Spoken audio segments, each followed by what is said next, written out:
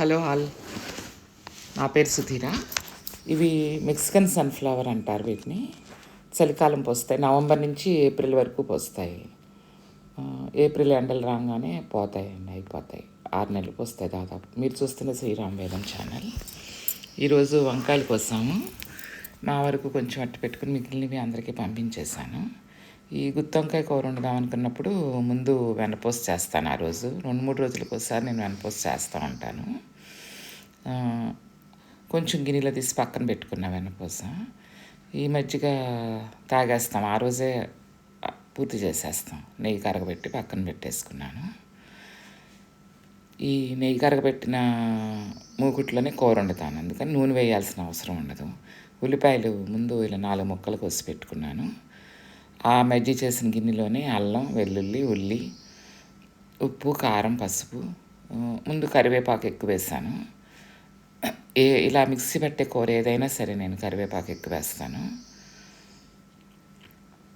పొడి మసాలా అన్నీ కలిపి మిక్సీ పట్టుకున్నాను.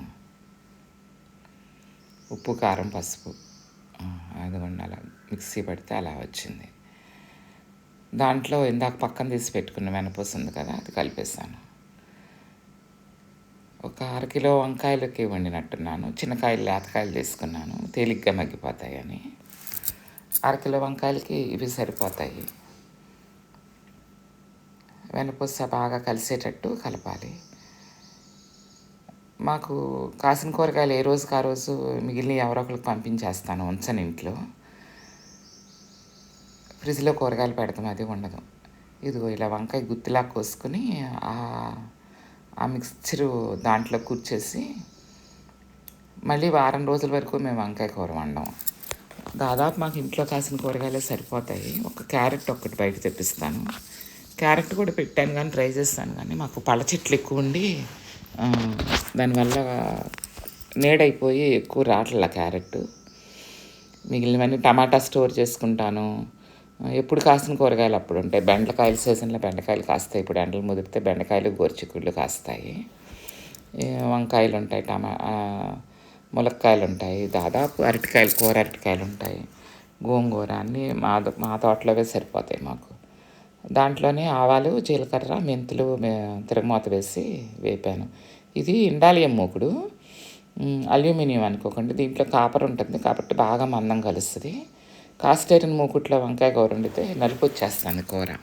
అందుకని ఈ మూకుడు వాడతాను వంకాయ కూరకి, కొన్ని టమాటా నిల్వ చేయటానికి, చేపల పులుసుకి, కొన్నిటికి మాత్రం పులుపు తగులుతుంది కాబట్టి ఇది వాడతాను. మొత్తం వంకాయలన్నీ అందులో పెట్టేసి మూత పెట్టేసేయటమే.